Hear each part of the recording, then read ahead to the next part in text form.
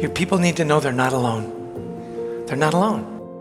And you know, one of the best ways to open up to that, if you feel comfortable, I'm not saying you have to, share your story. Say, hey, I was in your shoes. I know what it's like trying to learn all this stuff on the fly and people coming in, and I know what that feels like. See, the people that work with and for you, you don't know what they just came from. Bad news, trouble with a child. Here's what you do know.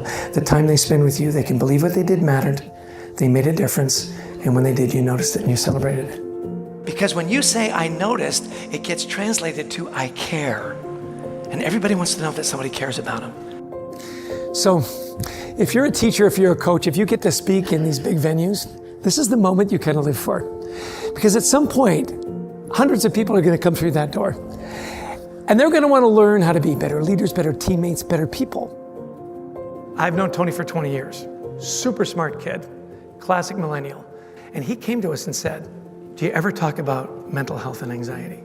And we went, no.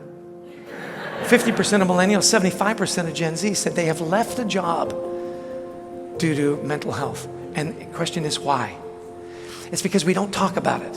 We don't make it safe to talk about. Anxiety, it's that persistent worry. It's not just a one-off. And you know, my generation, you know what our solution was? Just gotta relax, man. Now, where it gets really fun is, and you can pick them out, you always have the skeptics.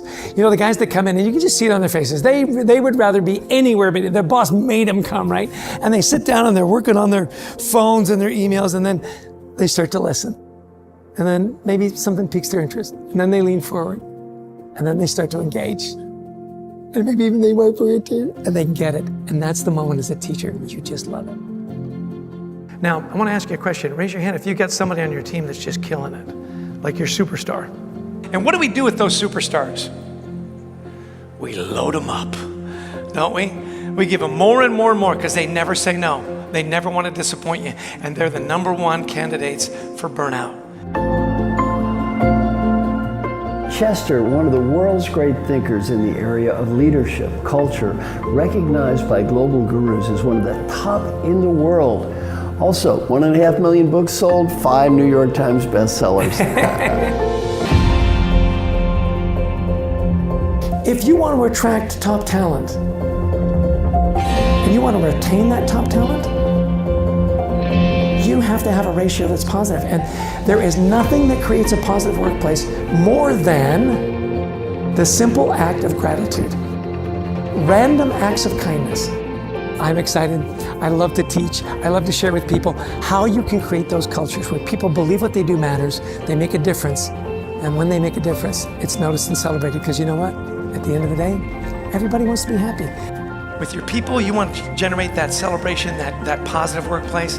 Assume positive intent. So whoever's sitting at this table, when those people come through, my job is to make sure they leave with more than they came in with, and that I've made a difference for them.